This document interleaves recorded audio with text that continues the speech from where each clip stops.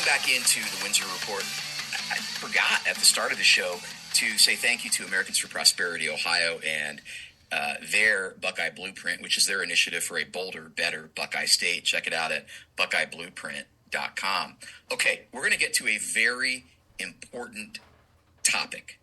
One of the things that voters, particularly that are center, maybe right of center and on the right, are concerned about most right now, they can look at the polls and see that Donald Trump actually got a 5 to 6 point bump after being convicted in Manhattan. But what they're worried about is, are they going to cheat? Are they going to use loose election laws and other things to bolster their candidates from Biden on down the ballot? And by they, I mean Democrats. But listen, election integrity is neither a Republican nor a Democrat thing. It is a voter thing. It's a constitutional right to vote. And damn it, your vote should count. And it should count once. And you should be a certified voter in order to cast a vote. Now, I say all of that to say this. Before we went to break, I talked about Secretary of State Frank LaRose, and I mentioned that we were going to have Marcell Strbich with us again to talk about a very important piece of integrity legislation. But before we get to that, I've got to remind you, we've talked about in the past, there are some gaps in Ohio's laws, and we talked about it. And soon after we discussed it on this show, it was announced by Secretary of State Frank LaRose that 137 people on Ohio voter rolls were removed for being non-citizens. That was after we talked about the issue that non-citizens are on the voter rolls. That's the outcome. Question, did you fix the process? I don't know. Yesterday, I started talking about a 6 or 7 point plan that this piece of legislation we're going to talk about in just about a minute here with Marcell.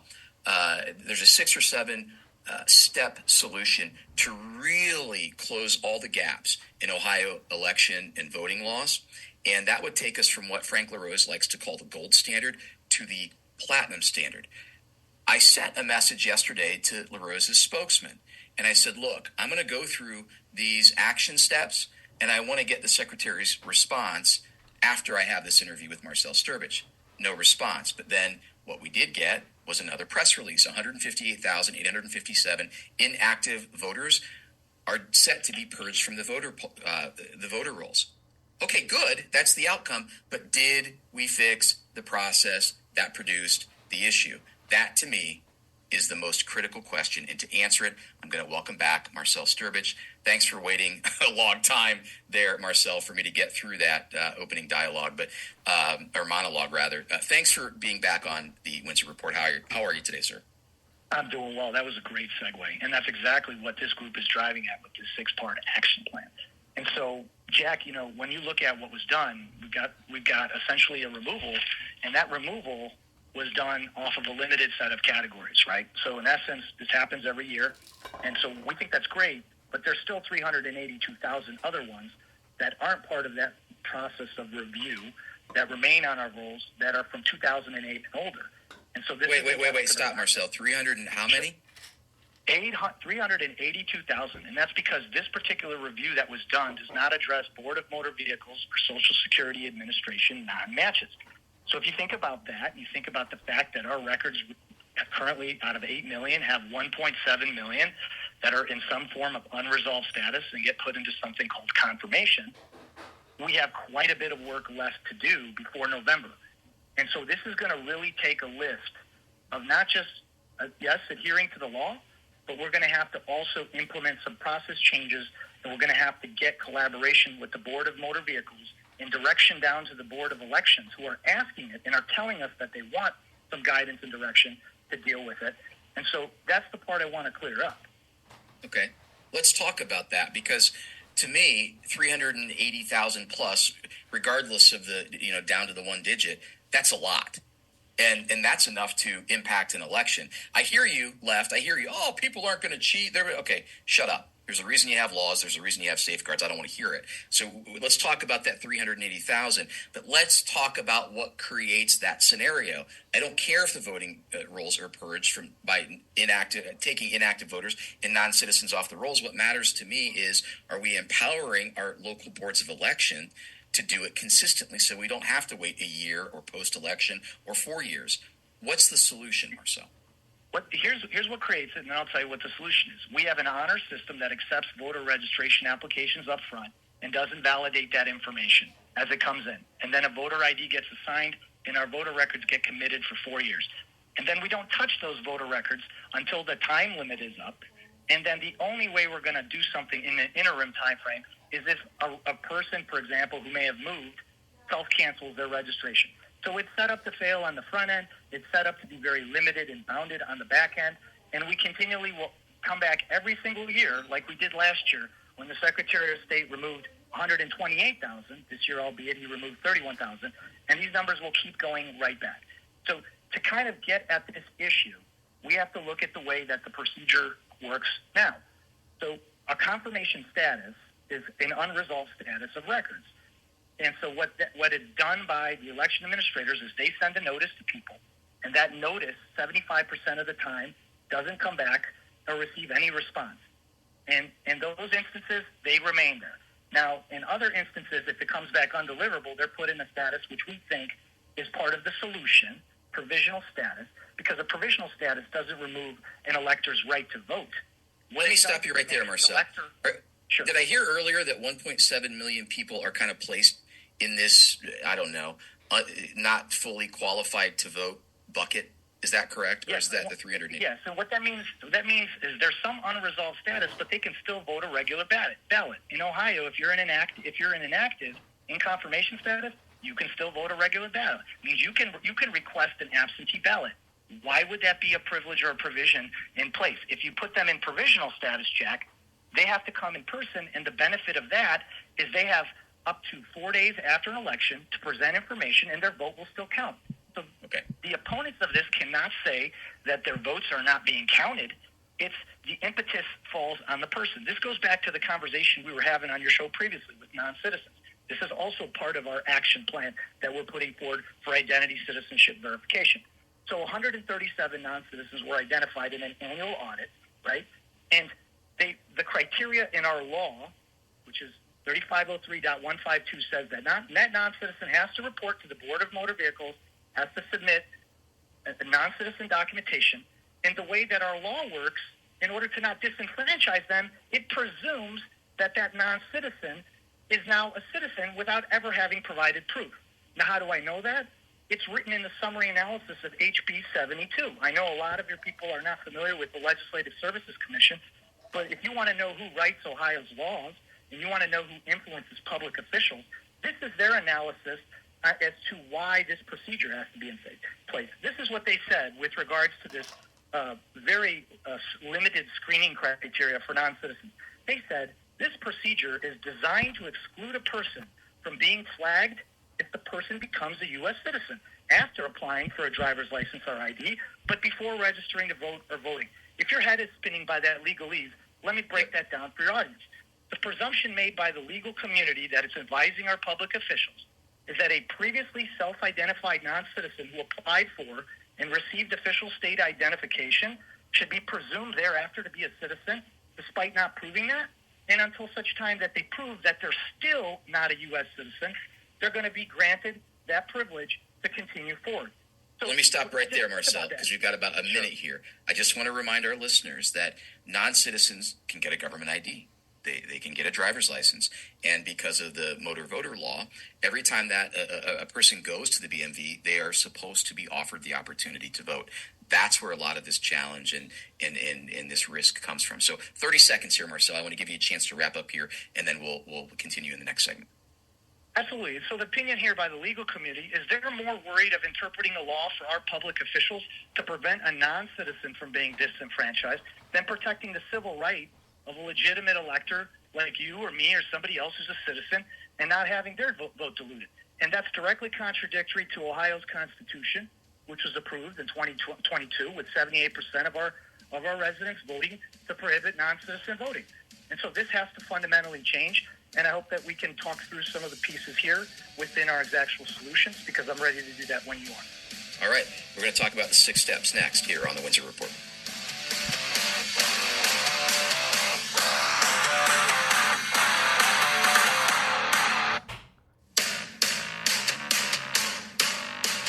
welcome back in. I want to dive right back in because we're short on time and we have a lot of information to share. But over the break, producer Alan said something important, and it was poignant. He said, it's interesting because I have to bend over backwards to prove I'm a citizen, but the folks who aren't citizens were bending over backwards to allow them to essentially act like citizens, and it's bass-ackwards, and I couldn't say it any better. There are 6 critical safeguards that are identified along with actions of the Ohio Secretary of State and state legislators that they can take now to help ensure only eligible Americans vote in the upcoming 2024 election. Marcell Strbich, what are those 6 safeguards? So the first one's going to be U.S. citizenship verification. And what we know is the Secretary of State between now and November can perform more frequent checks. We leave it up to them. They would have a better feel for that with the Board of Motor Vehicles that has the data and the non-citizen list. And if we do that between now and election, it's going to ensure that non-citizens or surrogates who would be acting on their behalf could not vote absentee ballot. We think that's closing a huge loophole right there. They would need to come in person, and they would need to present for their vote to be counted. And that means that photo ID that they carry after the law was passed last year should be annotated with some type of information. So this is creating a trust but verified system. And so on the second part of that, right, so now that they've, let's say, come into the polling station, we need to train the workers, the poll workers specifically, to identify those driver's licenses. We've had 2 elections thus far, and from our understanding and our communication throughout the state's Board of Elections, there hasn't been any guidance put forward to the county BOEs on training requirements for poll workers or election officials to understand how to read a photo ID or a non-citizen mark. And we think that's a basic 1-2 approach that can be done. So they want and they expect guidance and issues, and we think they deserve it. That's why we really drove the HB 472 legislation. And so those are the 2 pieces. Now, the other part is I talked about this honor system up front from an identity verification standpoint, right? So we're asking the Secretary of State and the County Board of Elections to place applicants that are administratively being reviewed before they're validated into a pending status. Why is that important? It gives time for the driver's license, state ID, and last 4 of the Social Security number to get verified by the Board of Motor Vehicles and Social Security Administration. And it ensures we don't commit a record to the voter rolls for 4 years by federal law. And simply undertaking that, which is what other states do, we could avoid this issue of possible illegitimate electors residing alongside legitimate electors on our voter roll. And so that would be flagged for provisional as well. And so like non-citizens, this can be done for the existing electors. So that covers that aspect. And then I think the residency verification is a big one, Jack. I'll just pause on this. So with the residency piece, we rely what we think in our group as a flawed process, the national change of address. We think it shouldn't be the fail-safe. We think it should be the alert. So what we think about that is the alert should be used to say, hey, somebody has moved. And then what should happen, and we think this can be done tomorrow, right? The Secretary of State can go to the Board of Motor Vehicles and say, provide me a list of everyone who surrendered their license. Yep. And that surrendered license right there is intent, which is the way our law is written, 3503.02. The intent has been made by somebody to leave and release their residency of Ohio. If he has that information, that means that he can now start to look at every single move, of which there have been over 200,000 that are waiting in the queue for him to look at. He's only going to look at next year's on 2021 if he makes no changes to the way this year. And so that allows also the election administrators to start to deal with this and get directives from him to put everyone in provisional status. If we do that, we'll remove that level of frustration that the board of directors that work for him have, because there's Ohioans all across the state coming to these directors saying, these people have already voted because we have information to show that they have, and we'd like you to move them into a provisional status so that we don't potentially have a double vote. If the Secretary of State does this, he's not going to be in a position to have to prosecute double voting as much, which is something he said in the past that he's had to do over 500 cases. So we relieve the issue on the criminal justice system. And so we start to address systematically through this process conversation we've had today, we start to address the things that have consistently caught him and the Board of Election Directors up.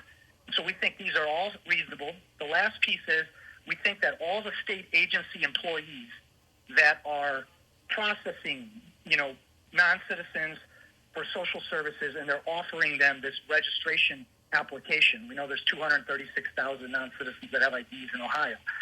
They should also be able to provide information that the Secretary of State has identified for them to inform these potential non-citizens what is citizenship status, so that they don't make a mistake unwittingly through language barrier and whatnot, so that they are not in a position to, if you will, commit a felony.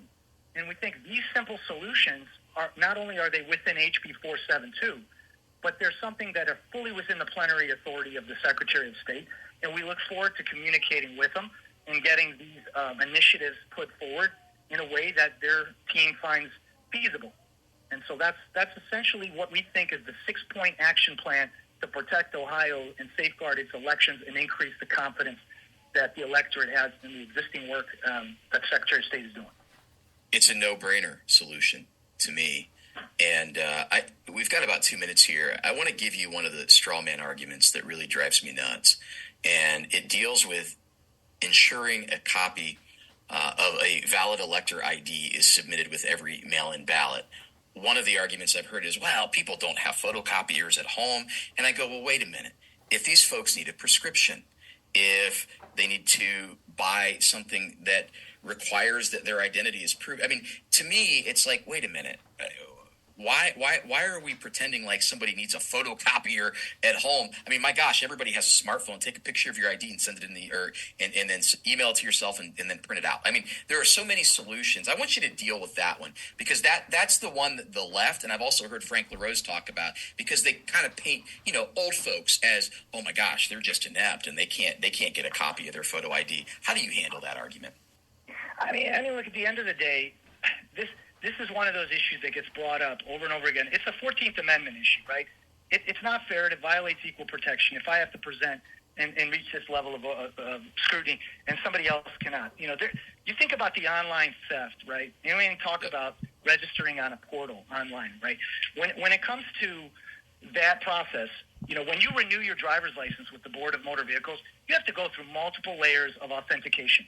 Why isn't that same standard applied when it comes to registering to vote? We don't even have it. So how do we know that this isn't some type of bad actor, some foreign entity that is applying? We don't have the ability to verify and validate that on the other side. So we need to strengthen that authentication and validation process on that.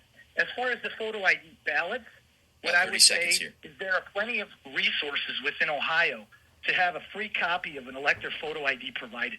Whether that's from a library, whether the Board of Motor Vehicles is asked to buy that when they issue it to, their recipient, or if you look at simply the fact that there's homebound credentialing process that could be put in place to the Secretary of State office.